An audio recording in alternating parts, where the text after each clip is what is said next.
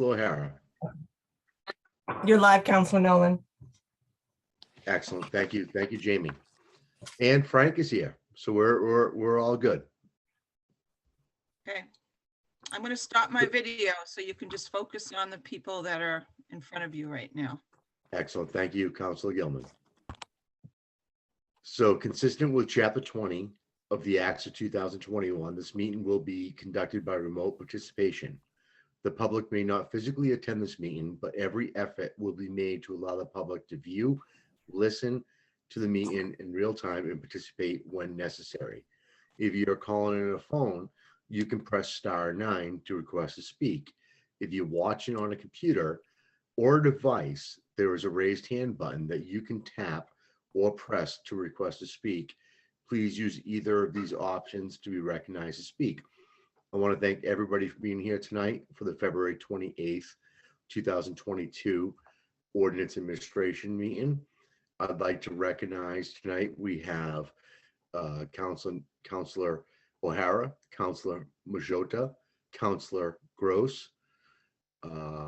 We have our CAO, Jill Cahill. We have our Mayor, Greg Verger. We have Councilor Valerie Gilman. And I believe there was, as I click my screen, I think that's it. And our DPW director, who did a wonderful job this weekend with the snow and the sidewalks, Mike Hale, is here as well. So I just wanted to give the props to them, and we'll move on to our regular meeting. So first up, we have on boards and committees, appointments and reappointments. And first Meeting off, is being recorded. So first up, we have a new appointment to the ZBA, and that's James Gelati, and he's an alternate to a full member, term to expire 2/14/25. James, are you here?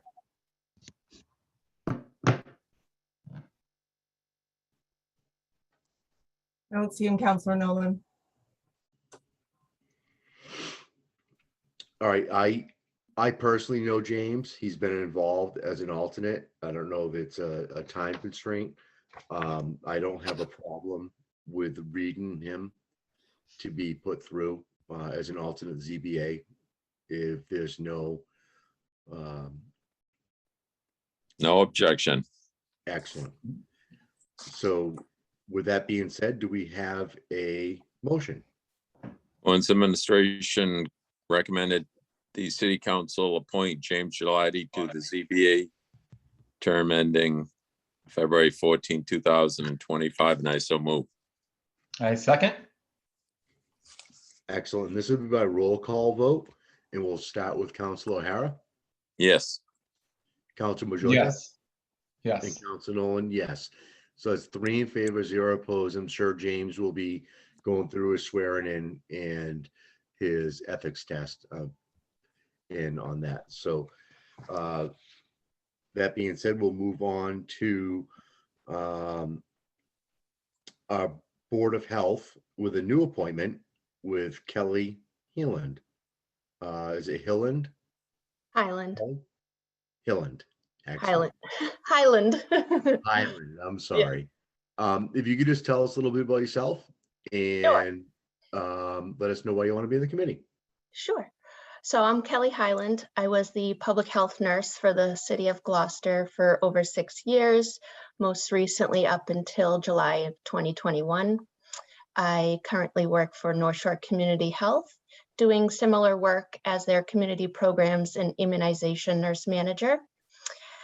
So in my previous role as the public health nurse, I'm very familiar with the role and responsibilities of the Board of Health, that they have to promote and protect public health, and how the board offers support and guidance to the health department staff.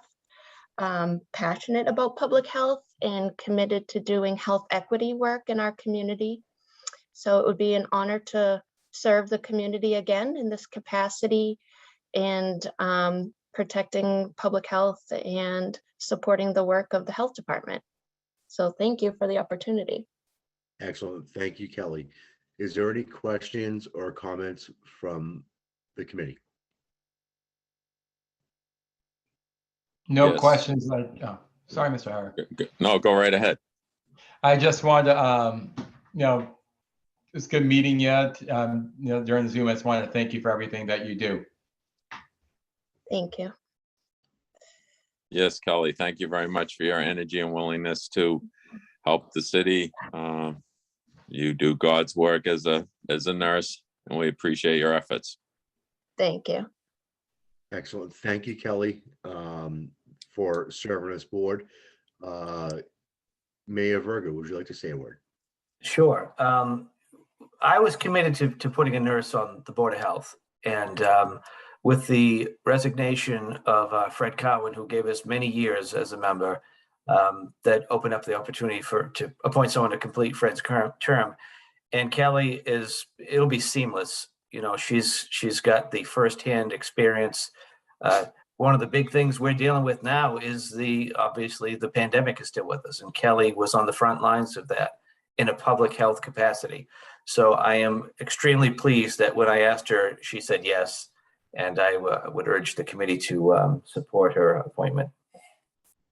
Excellent. Thank you, Mayor Verga. I know you're partial to nurses named Kelly.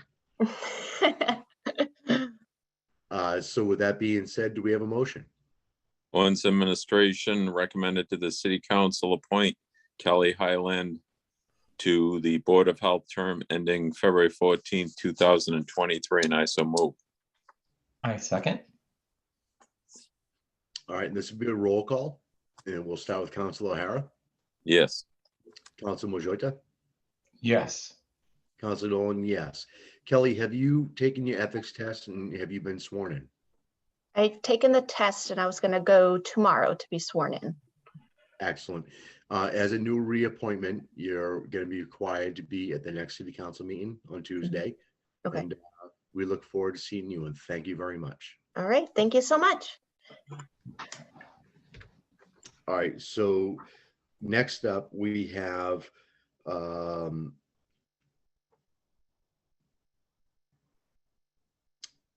Kelly Brancaleone, and she is going to be brought up for the Capital Improvements Advisory Board. Kelly, are you with us?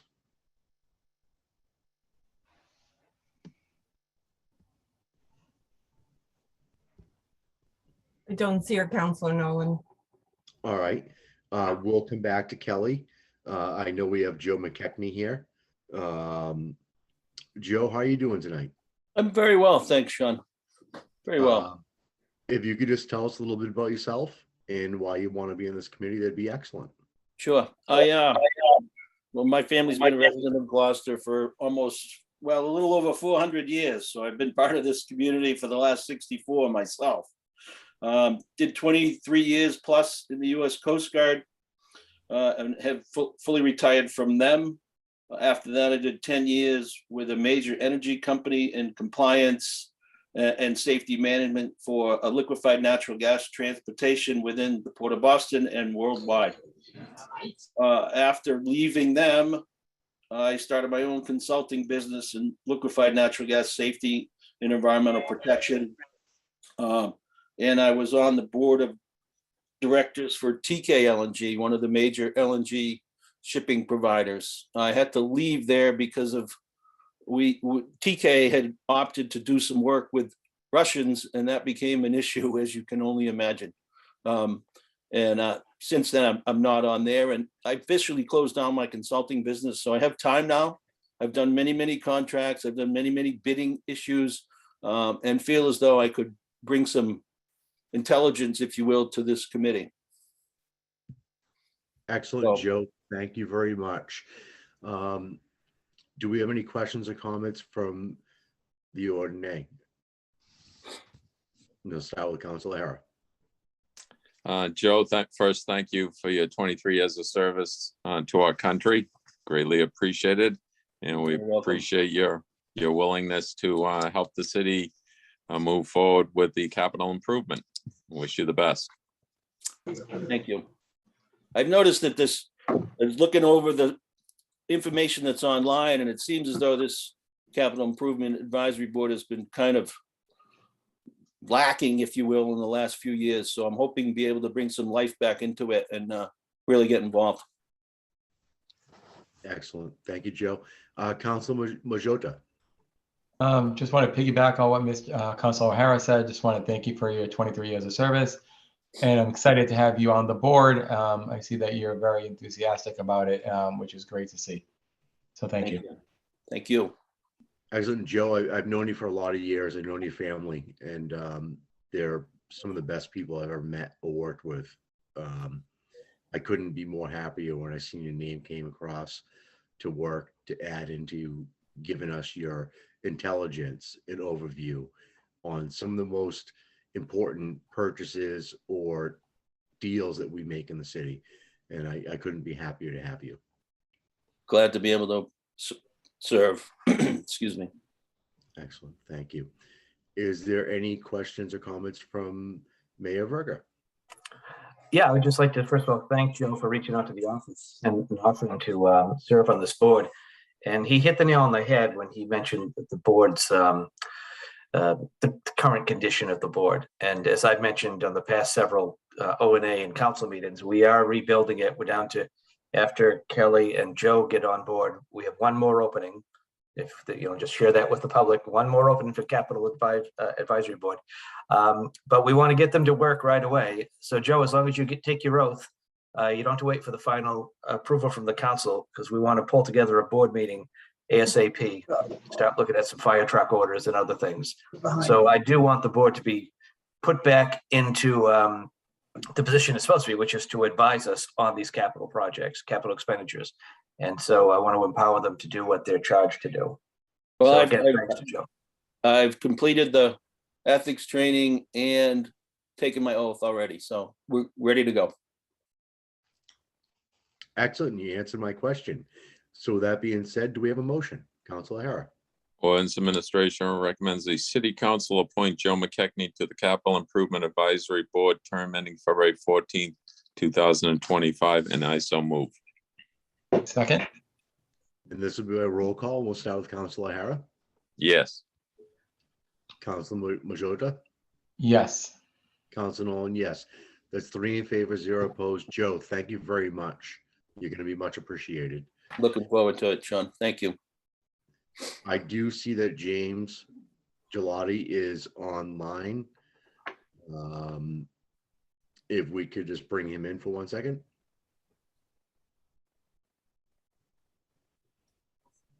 James, you're on mute. Hey, Sean. Hey, what's happening? You kind of missed us. We voted for you, so you're gonna have to come back on Tuesday to stand in front of us again at City Council. And I look forward to you being with us and working as another alternate in the ZBA, and I appreciate all your interest in the city and what you've done so far.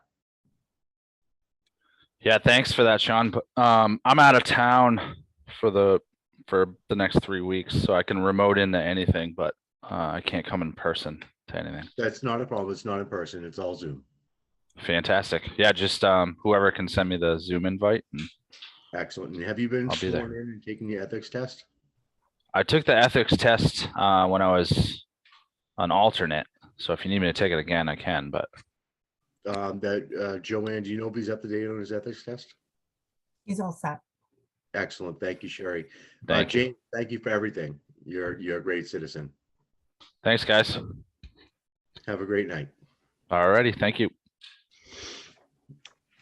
All right, so next we're going to move to the Community Preservation Committee, and we are going to speak to Rob Gullah, who is going to be the agent for the Conservation Commission rep. Rob, how you doing tonight? I'm well, thank you. Yourself? It's I wish it could be a little bit warmer, but we're still here. If you just want to tell us a little bit about yourself, for the people that don't actually know you, and I'm pretty sure everybody does, that'd be excellent. Sure. Rob Gullah, resident of Gloucester for 25 years now, architect, have my own small business here in Gloucester. Been on the Conservation Commission for 16 or 18 years now, and by default, nobody else would take the job, so I got bumped to CPC. So here I am. But I enjoy CPC. I actually had an earlier term with CCP. I don't want to make it CPC. I don't want to make it sound like it's a bad thing. It's great. You get to give out money and you give out grants. It's wonderful. It's actually just a lot of work, but I'm happy to do it.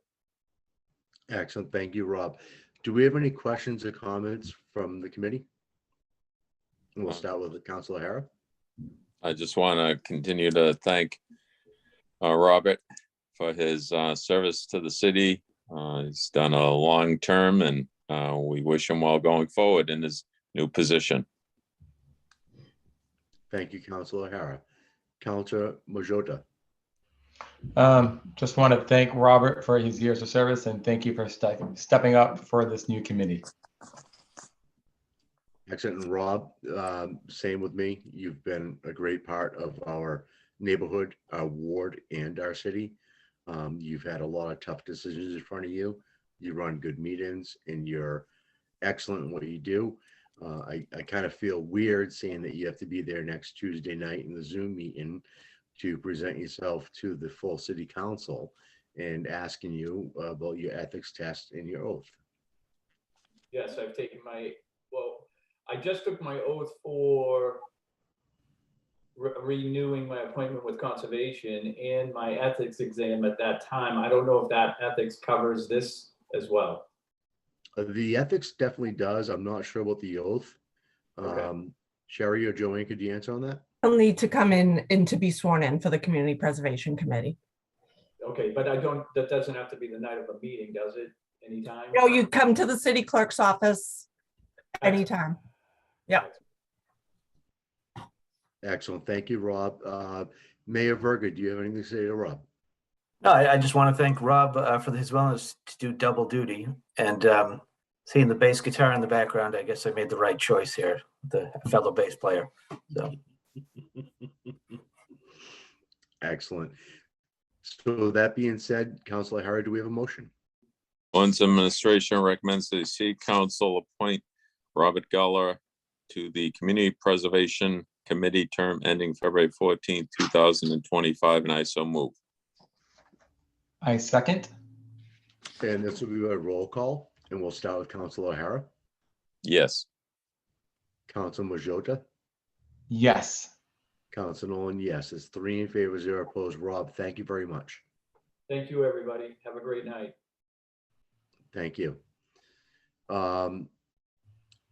Next, would you have on the Council on Aging, but I believe she's looking to have this continued until March 14th, 2022. So without any objection, I'd like to change that to that date. No objection. None from me. So we can change that, Joanne or Sherry, that'd be excellent.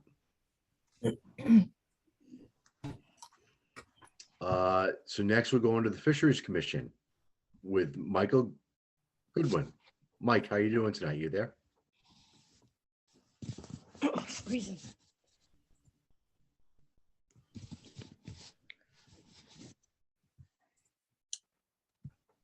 What the heck?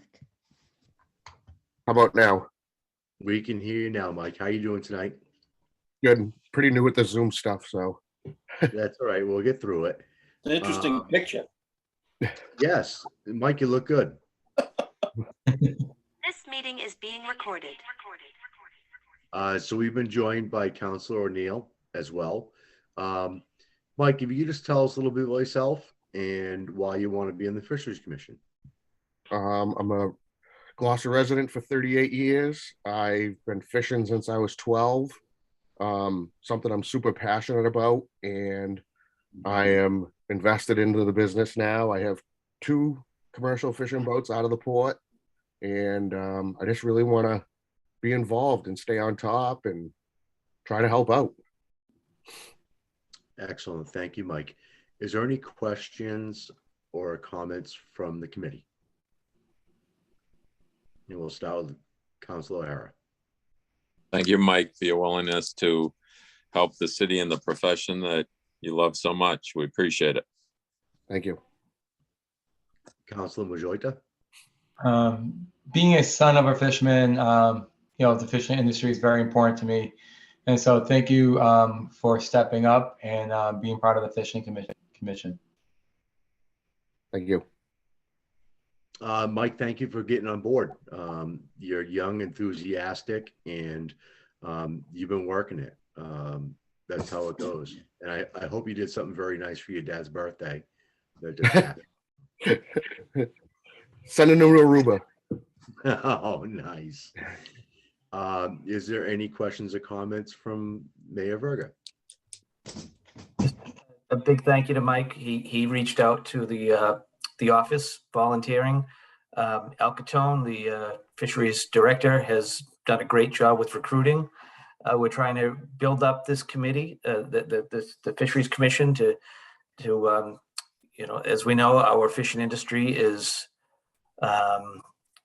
struggling. Is probably an understatement, but having a good group of people who are dedicated, like Mike, and the 2 appointments you'll be seeing on your next agenda, I'm feeling pretty good about the group of advocates we're going to have on our behalf on the Fisheries Commission. Thank you. Thank you, Mayor Verga. With that being said, do we have a motion, Councilor Hara? Ordinance Administration recommends to the City Council appoint Michael Goodwin to the Fisheries Commission, term ending February 14, 2025, and I so move. I second. Excellent. This is by roll call. We'll start with Councilor Hara. Yes. Councilor Majota. Yes. Councilor Nolan, yes. That's 3 in favor, 0 opposed. Mike, have you been taking your ethics test and have you been sworn in? I did my ethics test, but I have not been sworn in yet. Excellent. If you could come down to the City Hall and get sworn in, that would be excellent in the clerk's office. And we look forward to seeing you next Tuesday night for your full confirmation. And thank you again. Thank you. So next we have reappointments to the Affordable Housing Trust with Joe Bertolino. Joe, are you with us tonight?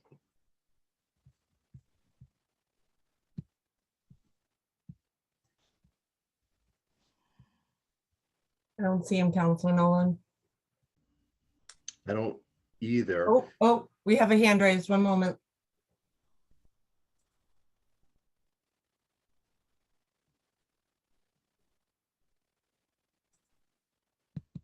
Joe, can you hear us? Can you guys hear me? We can. How you doing tonight? Awesome. Good. How is everyone? For coming back on the committee. Thank you. If you could just give us a little information about yourself and why you want to serve in the committee, that'd be excellent. Yeah, absolutely. Again, my name is Joe Bertolino. Born and pretty much raised in Gloucester. I've been living here for 8 years as a husband and father. I've been working in real estate really since I got out of college, which was almost 20 years ago now. So started managing properties for a large property management firm. Affordable housing was what I got into. And then now I'm a mortgage underwriter for affordable housing buildings, apartments. So I've had relatives through, past and present who lived in affordable housing in Gloucester. So it is something that A, is my profession, but B, it really tugs at my heartstrings. It's important to me. Excellent. Thank you for that. Is there any questions from the committee? Now I'll start with Councilor Hara. Thank you, Joe. Having someone with your expertise on this this board, will be a great help to the city and to the citizens. So we appreciate it. Oh, thank you, sir. Councilor Majota. I would just like to thank Joe for all his years of service. And that's just about it. Thank you. Excellent. Joe, working in real estate, especially with affordable housing, is important. To better that, you are working with financing with affordable housing. It's probably not the most luxurious part of finance, but I can tell you that we all deeply appreciate the work that you do. So Oh, thank you. thank you very much. Thank you. It's you know, my grandmother, I believe, I mean, she passed, God rest her soul. She spent years in affordable housing in Gloucester, and you know, the population that is in need of affordable housing and our aging population are too quickly forgotten. And it's great that everyone can buy a big new house and everything like that, but I believe in the rising tide rises all boats, and I think it's important to take care of the families that deserve to live here, who want to live here and want to put in the work to live here, that they have an opportunity to do so.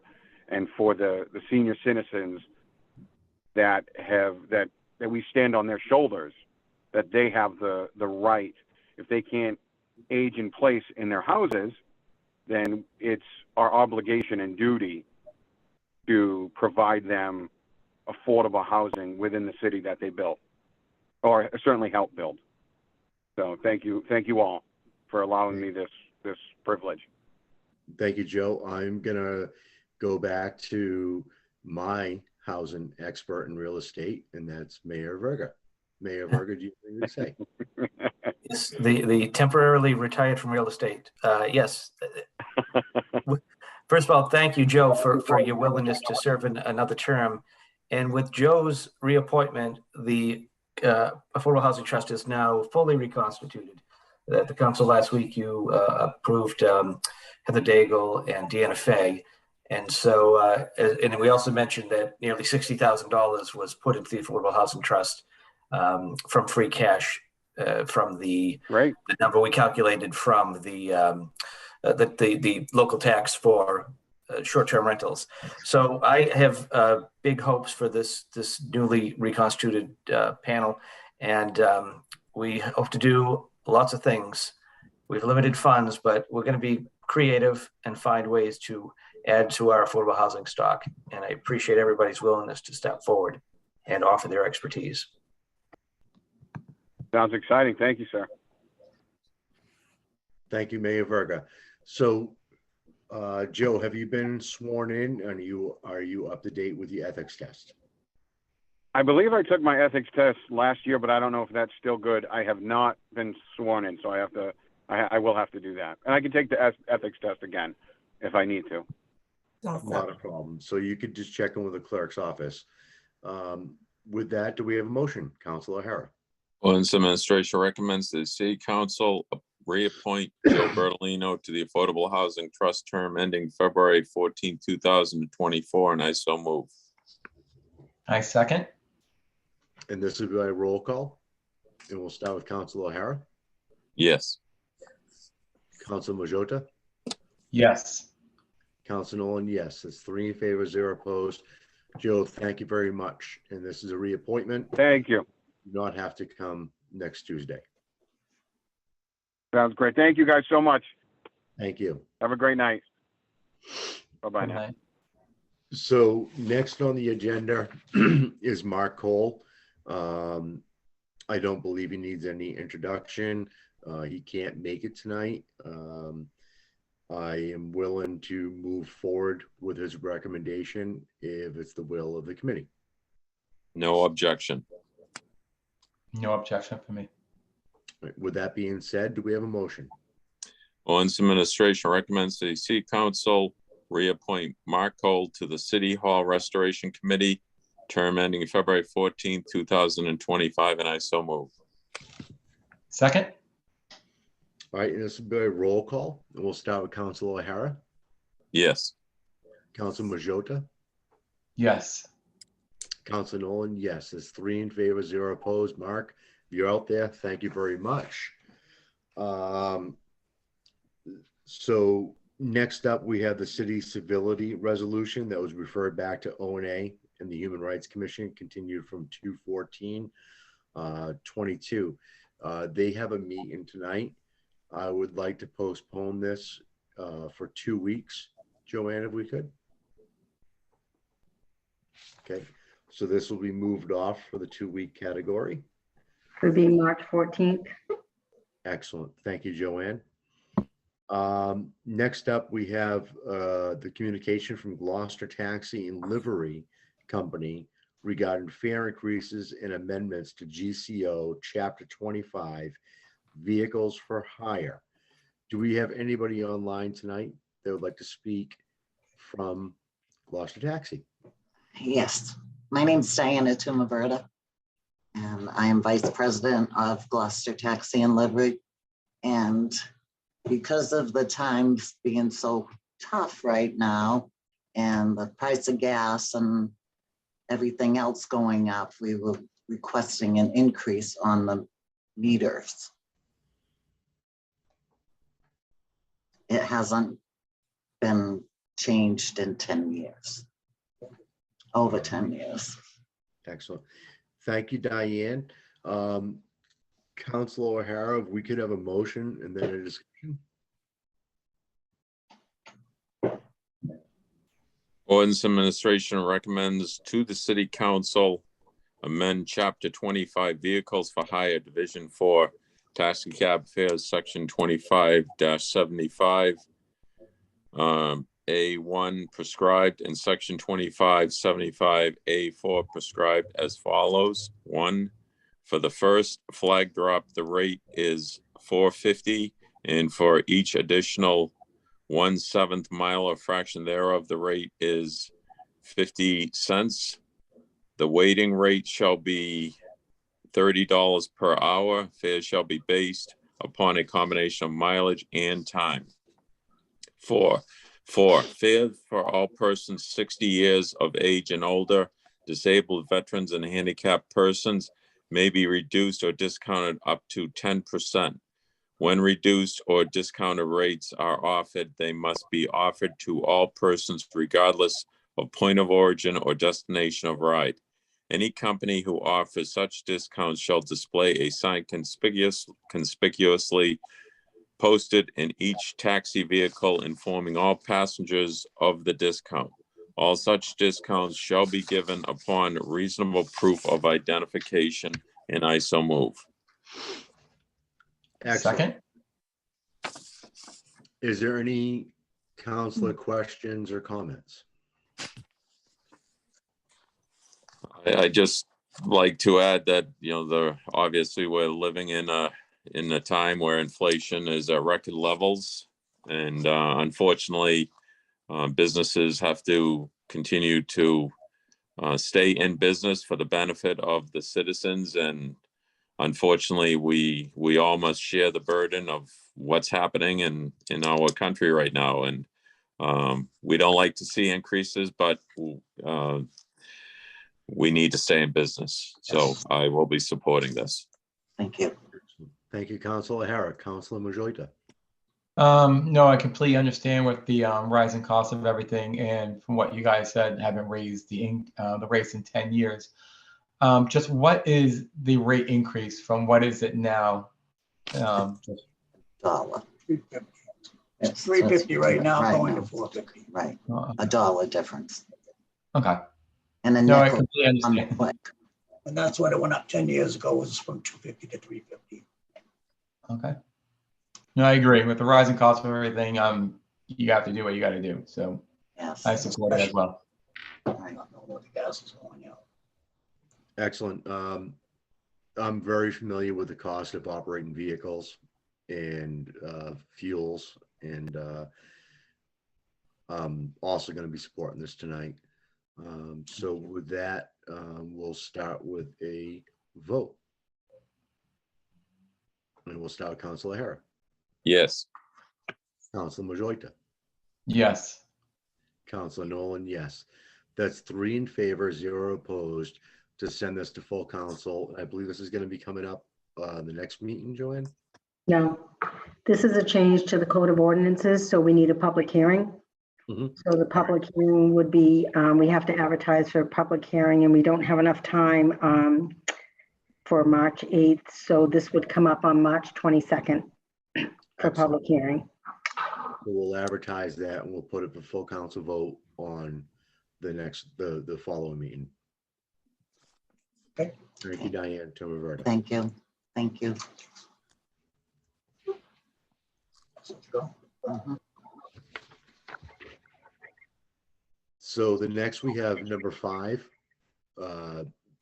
CC 2022-005 O'Hara, amend the City Council Rules of Procedure 2021 Rule 2 for oral communications. If we could have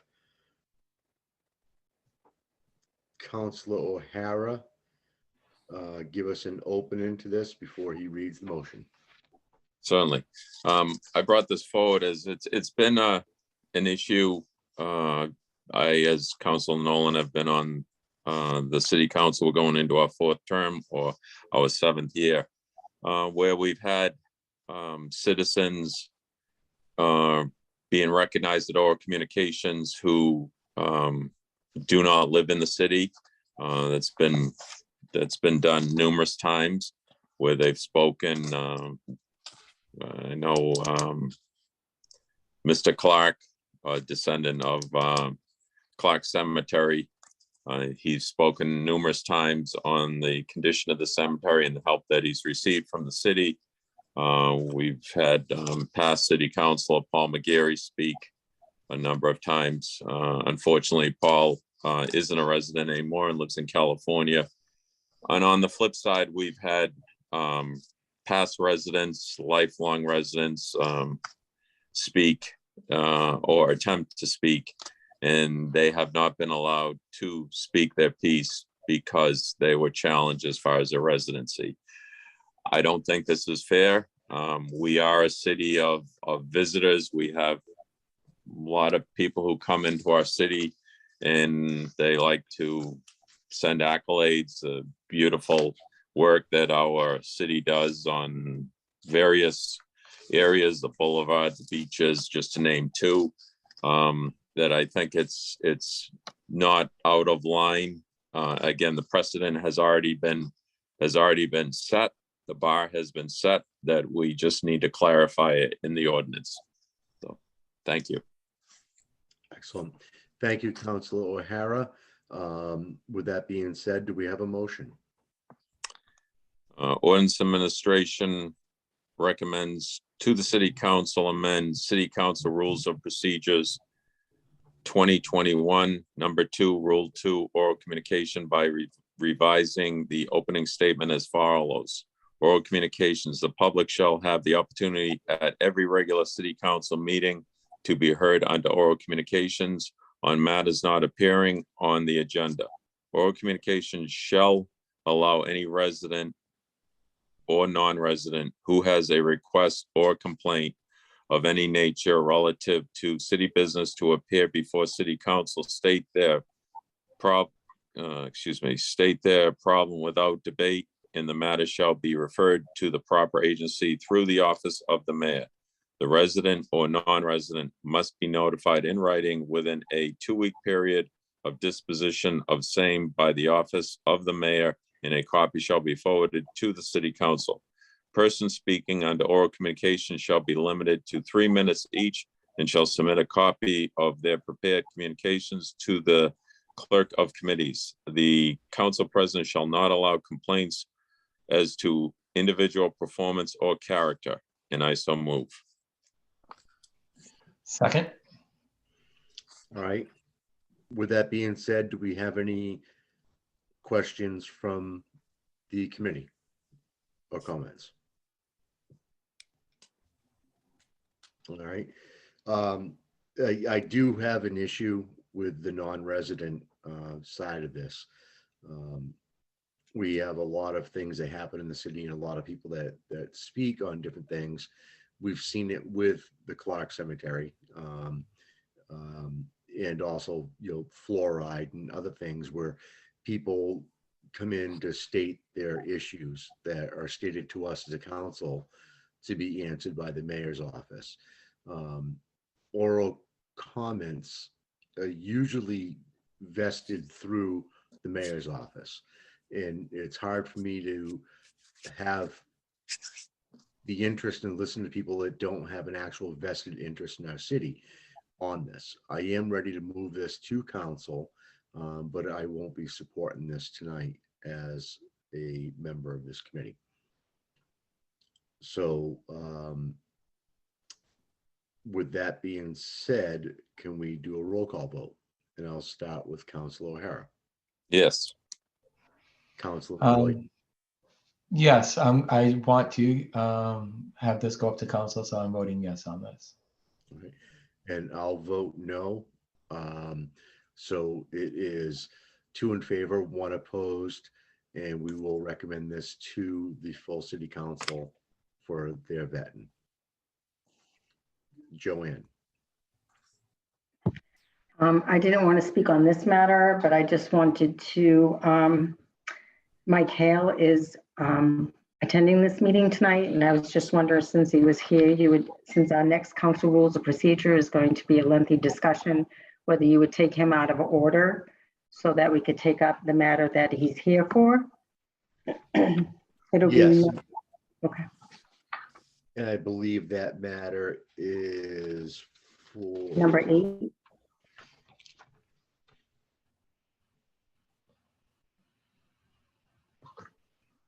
Removal of snow from sidewalks. Yeah, I'm trying to find it right now, but we're definitely gonna take that out. Yes. So we do on the previous matter with the oral communications that will be put on the agenda for the That would go to full council on Tuesday. It's a council rules of procedure. It's oral communications. It's not an ordinance, so we don't have to advertise. So the city council will vote on that Tuesday night. Excellent. So now we'll go on to number 8 without any debate from the rest of the committee. 2022-008 O'Hara O'Neill, amend GCO Chapter 21, street sidewalks and other public places by deleting 2119, removal of snow from sidewalks. Section 2120, removal or covering of ice on sidewalks. And I would open this up to Councilor O'Hara, if you'd like to give a brief introduction. Certainly.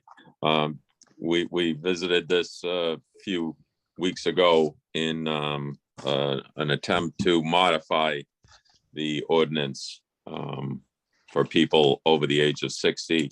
That was not acceptable. I think it was discussed that it's an ordinance that's not enforced. Although we all received a letter from a constituent over the weekend with the recent storm, and the constituent portrayed what he has been exposed to over the years of living on a major corner of 2 streets in Gloucester, and the problems that arise through the removal of the snow. I don't think anyone has an issue with a 2 or 3 inch snowstorm, but this 1 foot that we had over 2 feet a few weeks ago, and it becomes a major struggle for most people. And you combine it with, depending on the way that the resident lives on, the width of the street or way is a function of how much snow ends up on their sidewalk. And it's just, I think the timing or when the ordinance was written today, as I mentioned a few meetings ago, when I was a child, we would fight to remove snow from the sidewalks to make $1. Unfortunately, those same ethics, children have other things to do. They're not interested, and people are fighting to remove the snow in today's lack of employment, lack of having help available. Constituents have called me that they can't hire anyone. As I mentioned previously, that I experienced, I'm on the board of directors at the Magnolia Library. the first storm we had, which wasn't it was a storm of about 5 inches. And the library got charged $465 to remove snow from corner of Lexington and Norman Ave, along with the stairways. It was, I believe, to be extremely excessive. People just don't have the financial means to pay someone. Obviously, supply and demand. Sometimes people in the business of removing snow from sidewalks can charge excessive amounts, and people just don't have that, particularly our older people. And it doesn't have to be an older person to not able to afford it. They could have a handicap, disability, and the problem still exists. You know, it was discussed as far as enforcement. It's not an issue that has been enforced, although the recent constituent did mention in his letter that, you know, he did receive a knock on the door from the Gloucester Police Department saying that he would be penalized or fined for not removing the snow. He wrote that he sustained an injury, that he had to have surgery and was laid up for an extended period of time from removing the snow from the city sidewalk. So it comes with great pains and financial impact that I think the mayor weighed in on the last round that I presented. The past administration, I've discussed it with. The past administration was in agreement. I went as far as to meet with the DPW director, Michael Hale, got a list of equipment that he could use to do it. I don't know if he received any of the equipment. I know on this recent storm of Friday, the city did an outstanding job from what I saw around the city at removing snow from the sidewalks. So I commend the men and women of the DPW that did that. It helps all the residents. There are a lot of residents who do walk, whether, you know, out of need or for exercise. There are people in wheelchairs that transit the city. I know of one that he's out the door at the wee hours of the morning, and whether it's snowing or raining, he's out there in his wheelchair, and it becomes a problem. It becomes a major safety issue. We live in a community, unfortunately, as we've discussed historically. It's a city that the roads were designed for horse and buggies, and we have 18 wheelers on these roads designed for horse and buggies. We have buses, we have an abundance of cars, and then we combine, you know, a snowfall and trying to transit the city. So it's a issue that, you know, in another few weeks we won't have to worry about it. The snow will be melted, it'll be gone, but it comes back every year. So that's where I'm at, and I yield the floor to Councilor Nolan or Councilor Majota. Thank you. Excellent. Thank you, Councilor Hara. As a co-sponsor of this, I'd like to open the floor up for Councilor O'Neill. Yes, hi, thank you. I obviously agree with Councilor O'Hara. I'm over 60 myself, and it's quite an effort for me to shovel sometimes not so much. And I cannot afford to hire someone, especially with the snow. I did hire a guy. He came once, and then he shoveled like 6 inches this last storm, and then he said, I don't know if I could come again, and so I had to shovel. And I did not shovel my sidewalk.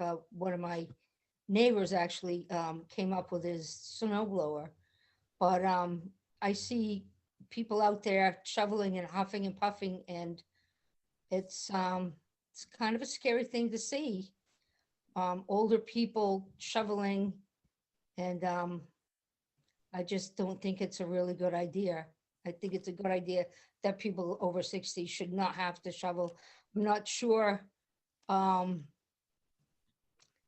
when the ordinance came in that people had to shovel their own sidewalks. I know it was a long, long time ago, but before that, there was no ordinance. And I don't know what the regulation was. I guess everybody walked in the street or whatnot. But I wonder if there's anything that the city can do to take care of the sidewalks as opposed to the citizens. So I'm obviously in favor of this ordinance and this change. So Thank you, Councillor O'Neill.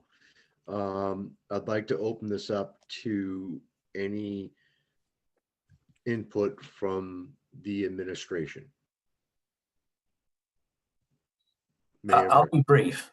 I've said it all along, the ordinance was unenforceable and didn't make a lot of sense, but elimination of the ordinance doesn't mean the city's going to be clearing every sidewalk, every storm forever. So just keep that in mind. With the current funding, Michael hit on it later, but the last big storm we had were probably over $500,000, spent on just that one storm. And that's, so the likelihood of the city clearing every sidewalk going forward without this ordinance is not going to happen. Okay. Two different things, just to keep eliminate the ordinance, that's your call, but it's not going to be, and now we'll take care of the sidewalks on the city side. Okay. Thank you. Thank you, Mayor Verga. I'd like to call upon our DPW director. Sorry, I see our CAO, Jill Cahill. I just want to add that we did follow up with our general counsel on this. And while it's not required by Mass General Law that we include it, it was recommended by our insurance agency that this ordinance remain in place for obviously for several reasons related to liability and claims and all the above. So it is recommended by Maya, which covers, I think, 99% of cities and towns in the Commonwealth. Thank you, Jill. Now let's call upon our DPW director, Mike Hale. Mike, how are you doing tonight? Great, Sean. How are you? Evening, councilors. I think the idea that the city has the ability to shovel all sidewalks has to be dismissed immediately. There's no community that does. We have 150 centerline miles of road in this community. And I had about every resource we had out this weekend to do sidewalks, and we probably got 20% of the public sidewalks taken care of. And that was from Friday, early morning Saturday, right through early morning Monday, today. So the idea that we can do more, it's not necessarily all money. I mean, certainly money is a big part of this, but where are the resources coming from? The manpower. The same people that plow are the ones who jump in the sidewalk machines the next morning and clear the sidewalks. There's not an abundance of labor looking to do this. It's a specialty. And frankly, there's only a few people that have the equipment to do such work. You can't use big equipment on the sidewalks. You use specialty equipment for it, and very few people have that. I'm very fortunate. We have a local contractor that's got 3 machines. He does the lion's share of our work. There's just, I understand the reluctancy to have the issue with people shoveling their own sidewalks. Ironically, the only 2 public works officials that shovel snow, all city buildings, they're both over 60. But the only ones who do it, other than custodians who take care of their buildings, but the 2 direct public works employees who shovel sidewalks and city buildings are 60 plus. I don't know what the answer is. It's certainly a problem. I think a lot of people contribute to clearing their sidewalks, especially in areas where it's high traffic areas. And we try to do main thoroughfares. We got nearly all of Washington Street done, Eastern Avenue, Bass Ave, Atlantic Road, all downtown, Prospect, Pleasant, not all of Prospect, but areas around St. Anne's. It's a massive undertaking to get done. And I just think if we were asked to do it all, I don't think we could, for sure. Excellent. Thank you, Mike. Jill Cahill. And I just want to remind the committee and the public, for anyone who's watching, that the administration has agreed to look into this issue. Mayor Verga has made it clear to myself and Mike that he'd like us to dig deeper on how we can better address this. But as he mentioned, there is a price tag. So to just wipe this away doesn't actually solve one of the problems. And we're more than happy to dig in, and no pun intended, and do some work to figure out if there's a better way to address this. But as the mayor said, I want to make it very clear to the council and the public that eliminating the ordinance does not eliminate the problem. Thank you, Jill. So with that being said, Councilor Majota. So again, let's say someone's over 60 and we go for it, like, if there's a bus stop, like, I guess that's my concern too for the kids. Like, where are they going to be able to wait for the bus stop if the person living on that street does not clear that? Or is that something that the city is responsible for bus stops? I don't know the answer to that, so it's more of a question. Yes, Mr. Through the chair. Well, first of all, we aren't talking about over 60. We're talking about eliminating. The over 60 was shot down last time, right? We're talking about elimination of the ordinance itself. So it doesn't matter if you're 60 or 16. If the elimination of this means nobody's required to. But I think to answer your question, and Mike can confirm, when we do sidewalks, the focus is the school zones and the school bus stops. But I defer to Mike to clarify. Yes, the sidewalk routes center around the business district, other civic areas, and our public schools. We annually get a list from the Transportation Division, Department of the Schools on bus stops, because they evolve over time depending on where kids live. And we try to keep areas at least clear to a point where the kids can be out of the traffic lane. We might not get all the sidewalks in the neighborhood done, but certainly in an area that they can congregate to the bus stop. Okay. Thank you, Mike. So with that being said, do we have a motion, Councilor O'Hara? Sure. And can I just add a statement? You can certainly add a statement, but we are going to have councilor comments after the motion. Okay.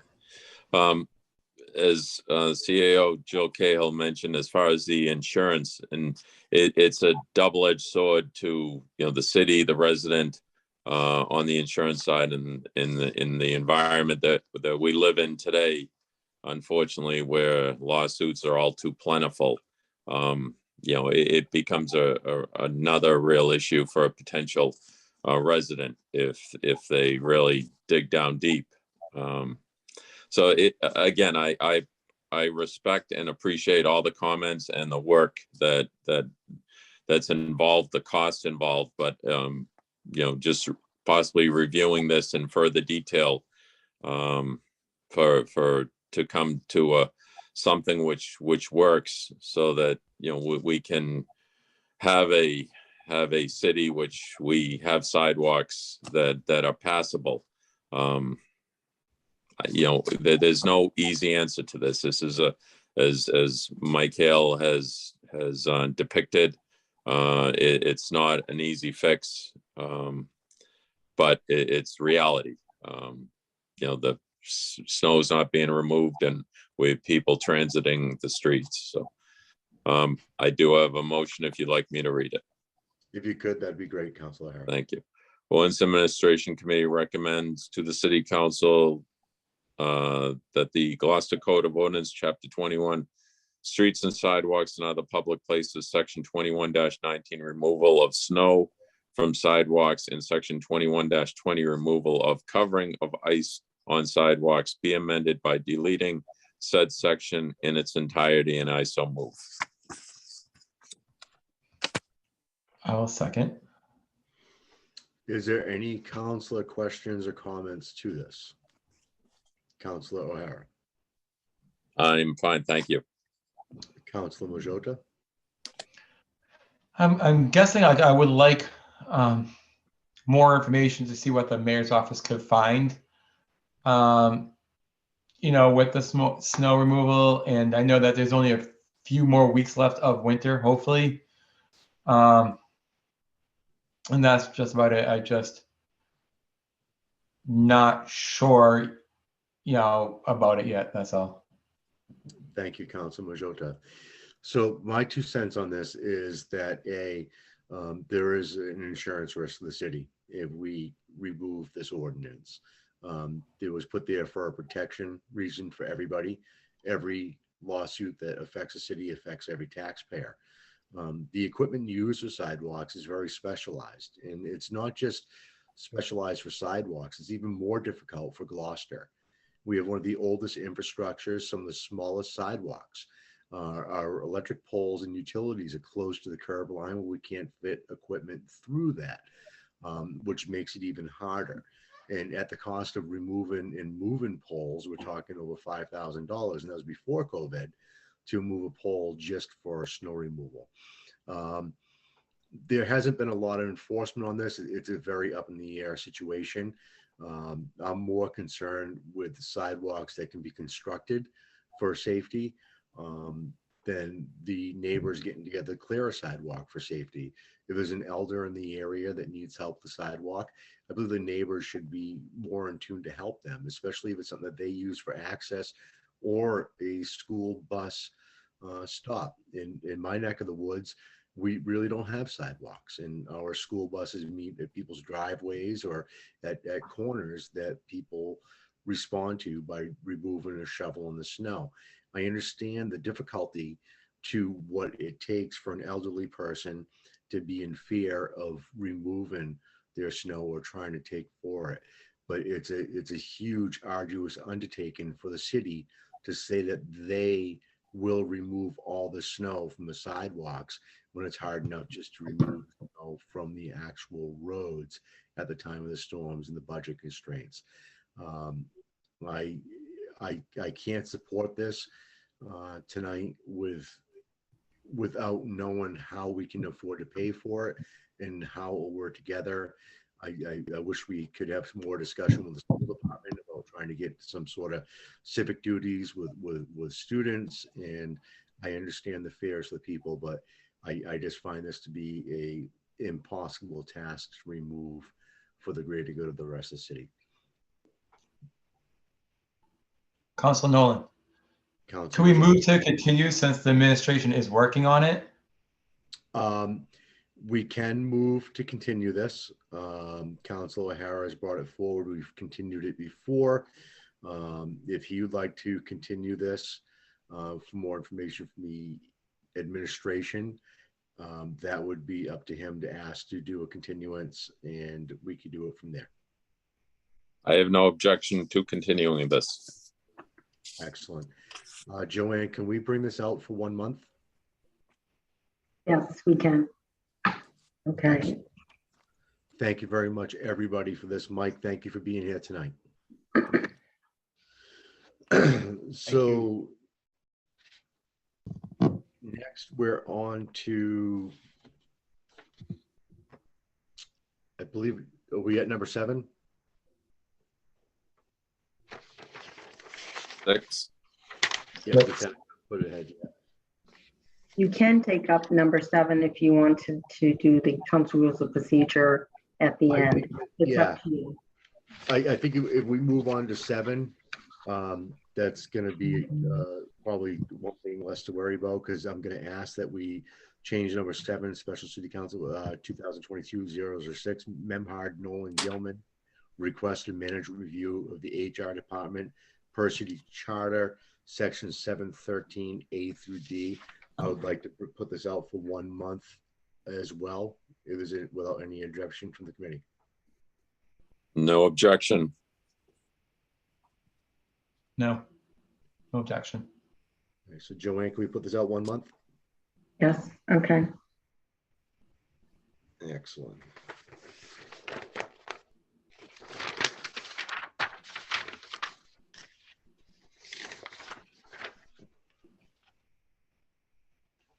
And so now we're back to number 6, CC 2022-007, Gilman, amend the city council rules of procedure, 2021, Rule 1, meetings, Rule number 2, oral communications, Rule number 3, agenda procedure, Rule 4, public hearings, Rule 8, committees, Rule 11, vacancies in position of city clerk and city auditor, Rule 12, special permits, and Rule number 17, city resolution.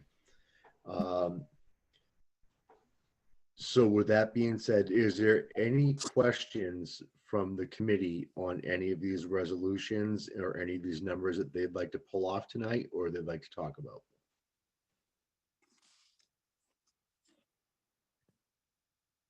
Okay. Yes, I have like to talk about, let me find, as far as the oral communications, modifying that.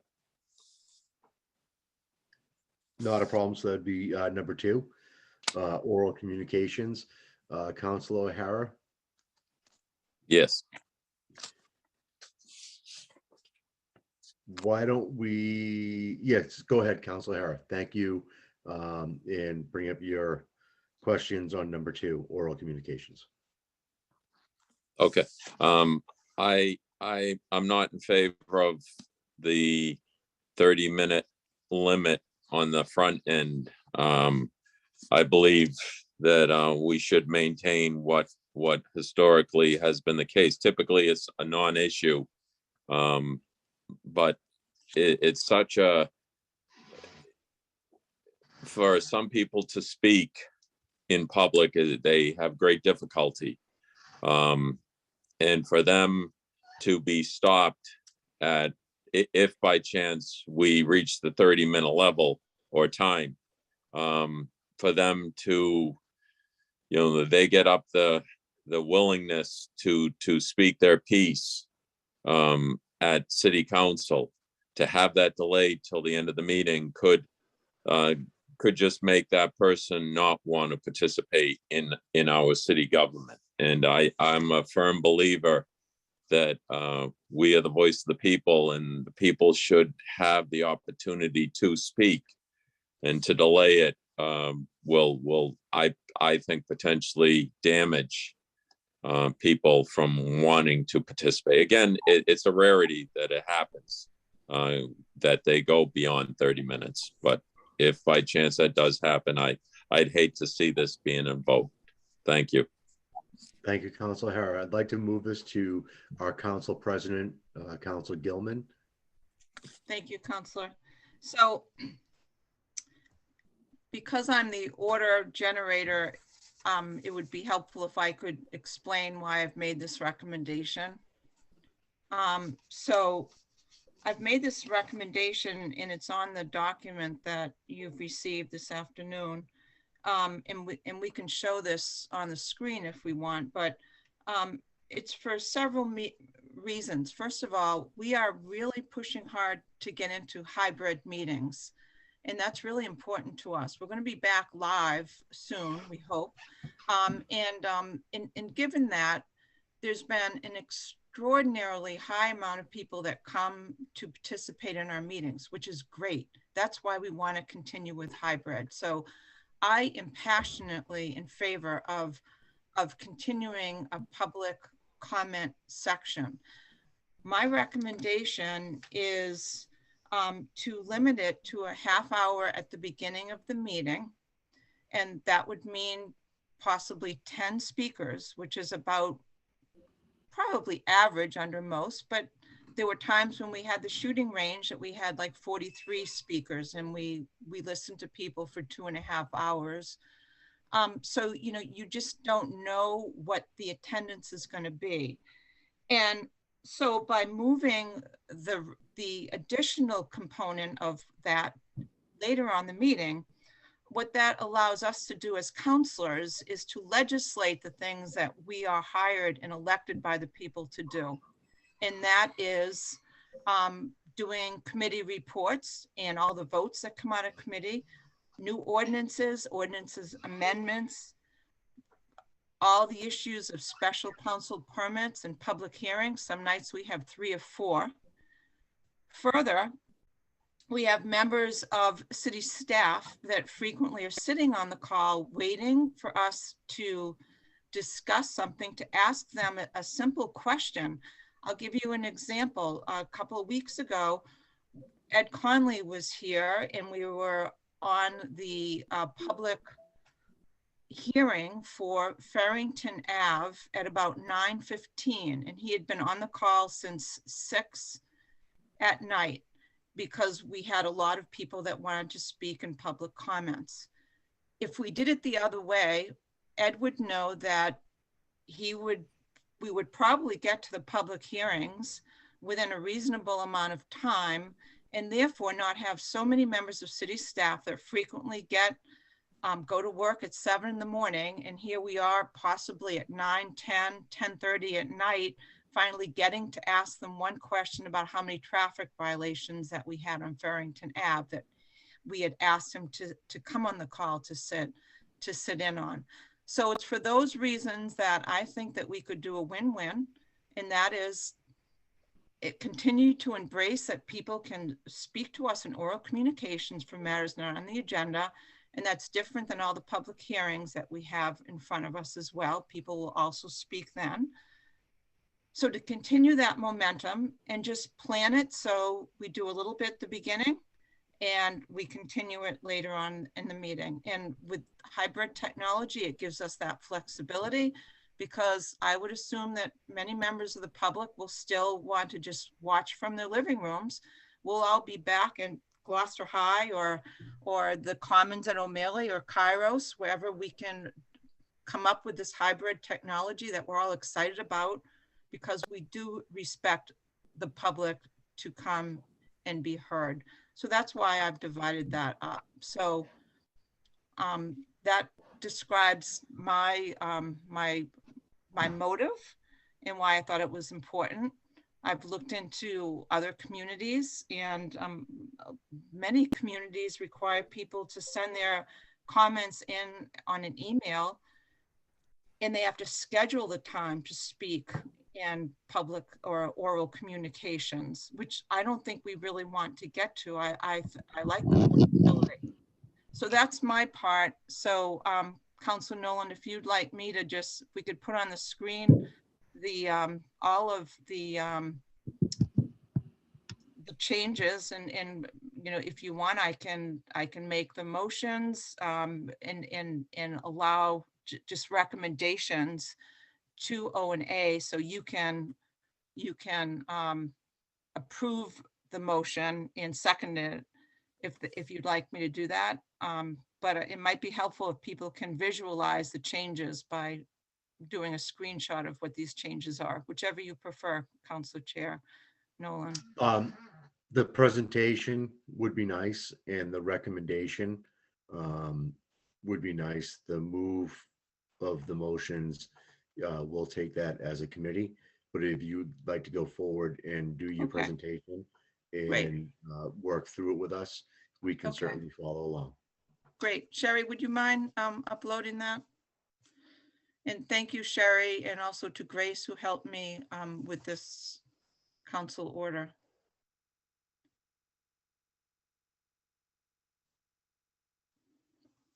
Okay, there are 16 recommendations.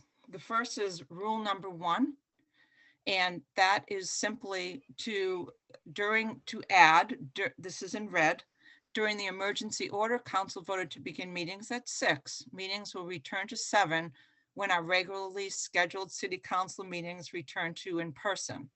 And I recommended in the green narrative that we sunset this to revert back to 7 when the city council meetings return to in person on or before July 15th, 2022, when the emergency order ends. So that's my first recommendation. If you could scroll up, Sherry, that would be awesome. Great. All right, right here. All right, item number F. If a counselor has the capability to be on video, the counselor must, I'm suggesting that we delete must and that we substitute that with should continue to be on the video, with the exception that if a counselor calls in, that isn't acceptable as the only medium of communication. This was part of our hybrid technology, or from our Zoom technology that we've added.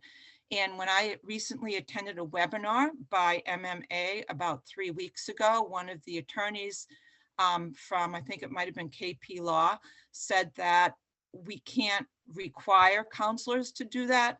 We can recommend it, but we can't require it. So I suggested that we change the must to should to be consistent with that recommendation. Next is exactly what Councilor O'Hara brought up, and that is the oral communication. And I was suggesting that we add next to oral communications will be allowed for 30 minutes at the beginning of each regular city council meeting. Members of the public who are unable to speak during that 30-minute time allocation will be given the opportunity to speak later in the meeting under agenda item 9. Agenda number 9, if you look to the bottom, used to be unfinished business. Unfinished business is not appropriate for an agenda. It's too broad for open meeting laws. And what we'd like to do, what I suggested that we do if council approves this, is that we use that spot in the agenda to discuss additional continued oral communications if applicable. I've already discussed my narrative, so we can go through, we don't have to read those green comments. Okay, right here. This is just a thought, and I could go either way, but my red statement here is the resident must be notified in writing within a 2-week period of disposition of same by the office of the mayor, and a copy shall be forwarded to the city council. And my suggestion was to amend that by inserting residents speaking on the same topic at consecutive meetings under oral communications will not receive additional dispositions from the office of the mayor. My narrative for that was city council still hears all the repeat comments, and these comments are captured in the meeting minutes. The suggested amendment only seeks to minimize the work of our city administration of sending repeat responses with the same content. Just trying to streamline the process. Again, we're continuing to hear people, and it's in the minutes. It's just that letter that is sent out by city staff. And then scrolling down under agenda procedure. This was just something that we hadn't changed over the years, and that is standing committee reports shall be, it used to say delivered, and we're not doing the Pony Express anymore, shall be electronically mailed to the city council. So I was suggesting that we insert electronically mailed and delete delivered. Same for item number C. The city council shall arrange electronic delivery. So my comment there was that we delete delivery and we insert electronic. If you would continue scrolling, Sherry, that would be awesome. Okay. Okay.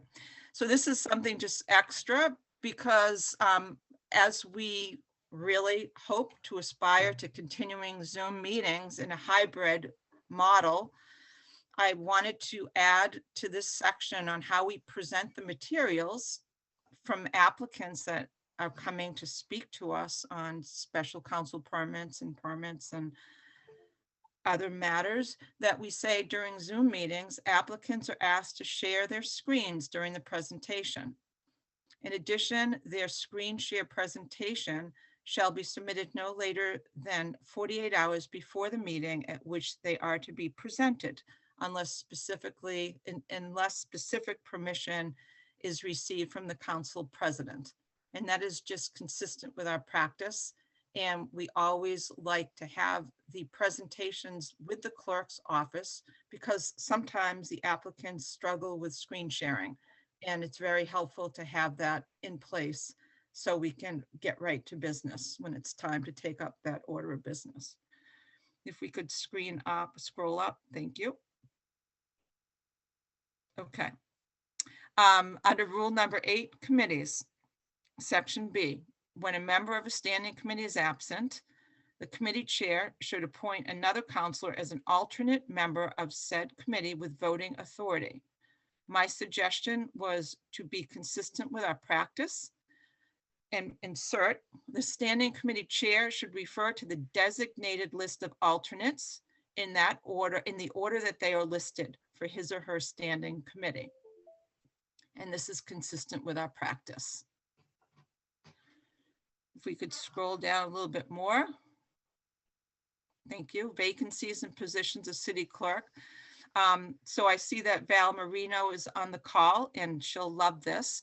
But being a former HR vice president, I wanted to make sure that we consistently got rid of the word personnel and we change it to human resources and all the spots in that section. And that's consistent with how we call our HR department here in the city.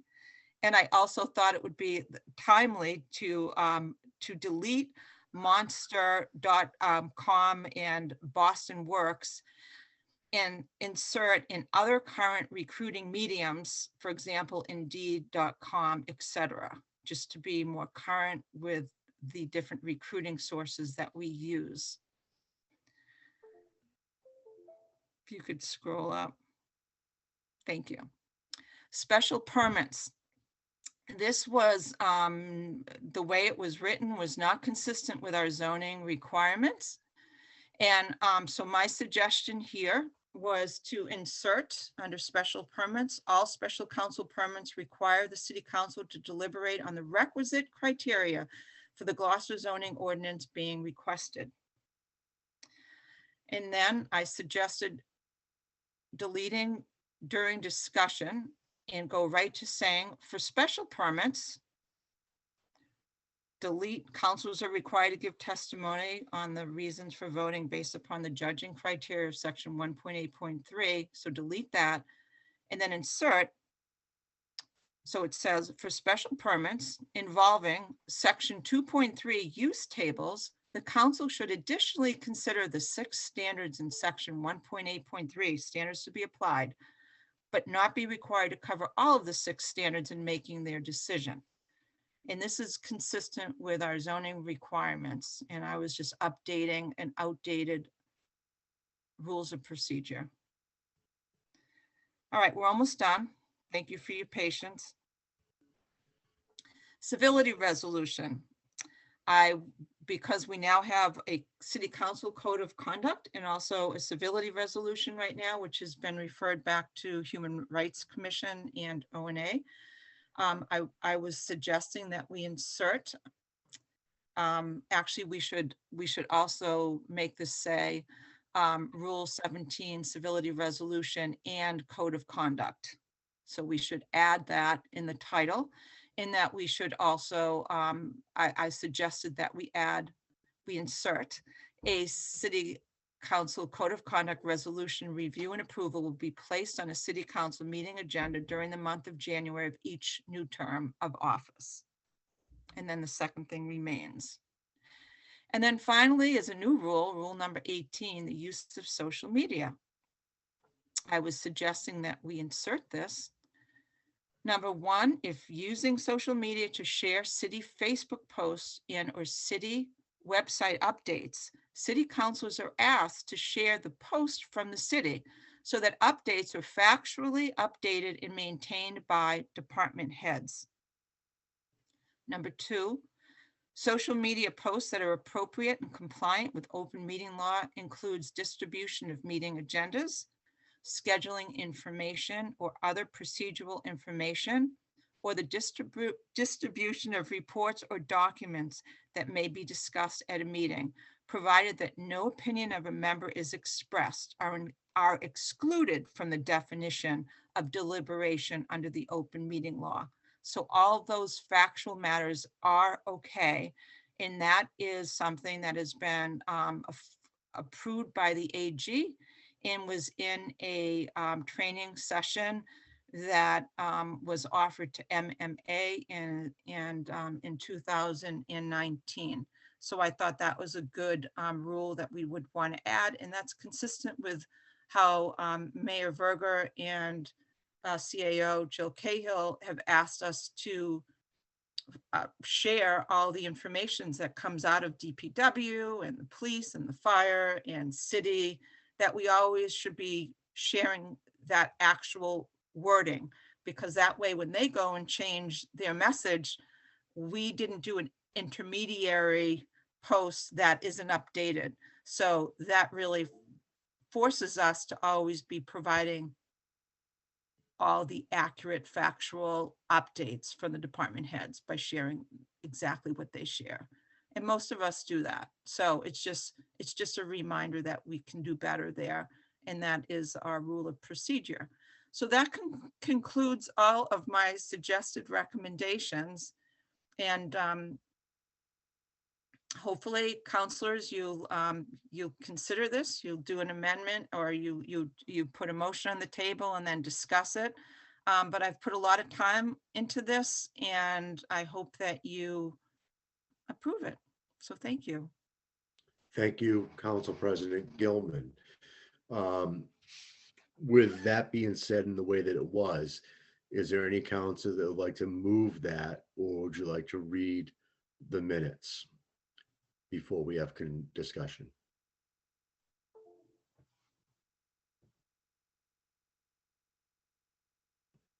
I'd like to offer the amendment as we discussed earlier.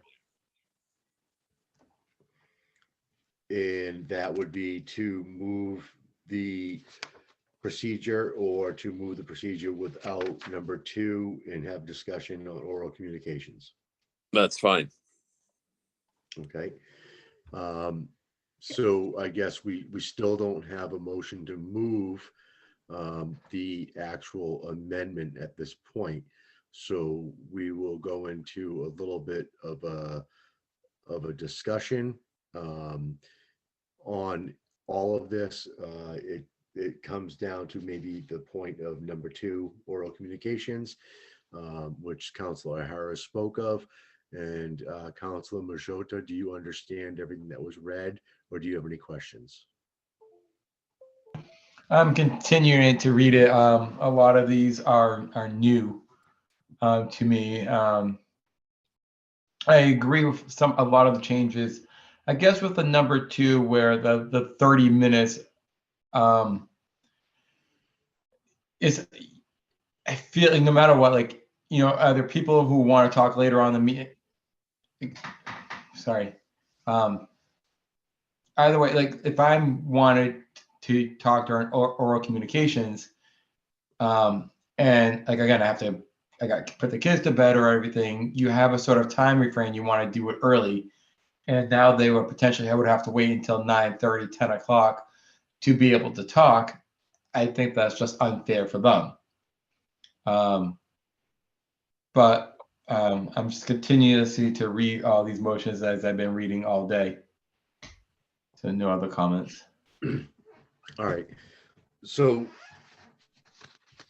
I do understand question 2 on this, or rule 2. It's hard to legislate at times, depending on how many people are before us.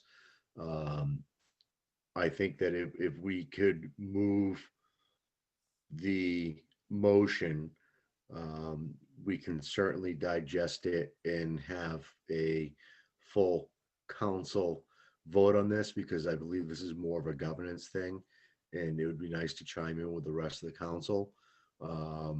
There's a lot to take in. We've all been looking at it for a lot. Val has put a lot of time into this. I believe everything besides rule number 2 is pretty much housekeeping and verbiage and bringing us up to the standards where we need to be for the modern day. So I'm thinking that if we can get a motion or a second on what was previously pointed out in the discussion, we could bring this forward to full council for a discussion there as well. Then I'll second. Okay. I'll put a motion in. So, Counselor, may I just ask a question for clarification? Yes, you may. So we are going to go forward and approve this make a recommendation and vote a recommendation without including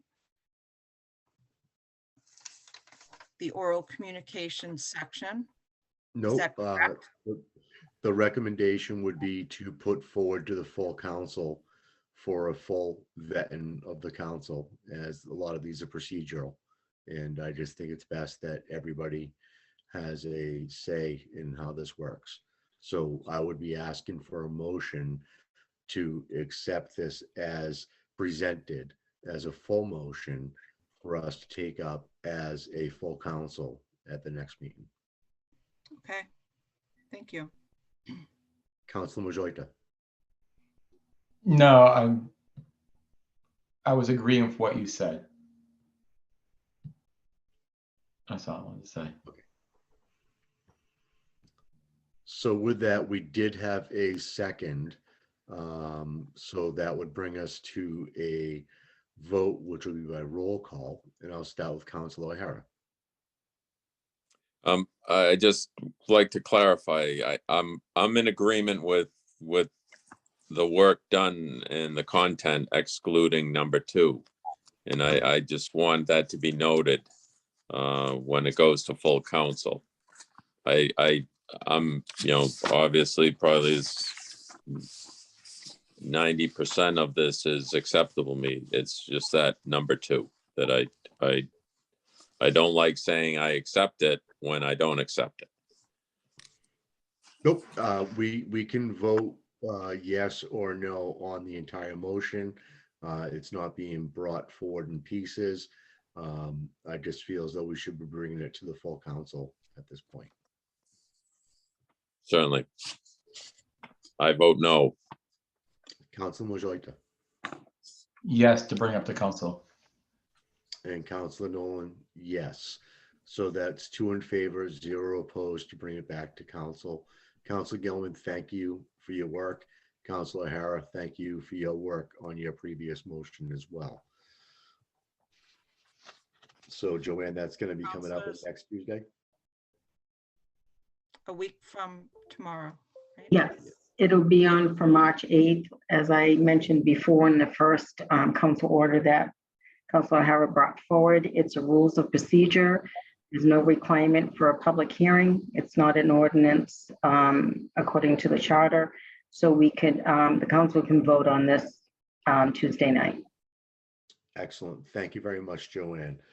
It'll come under committee report also. Thank you, councilors. Thank you, Councilor Gilman. Thank you, Madam President. I am now looking around. I don't think we missed anything, did we, Sherry? No, you covered everything, Councilor Nolan. So I guess we can have a vote for a motion to adjourn. So move. Second. All in favor? Roll call. And it'll be by roll call. Councilor O'Hara, Yes. Councilor Majorita, Yes. Councilor Nolan, yes.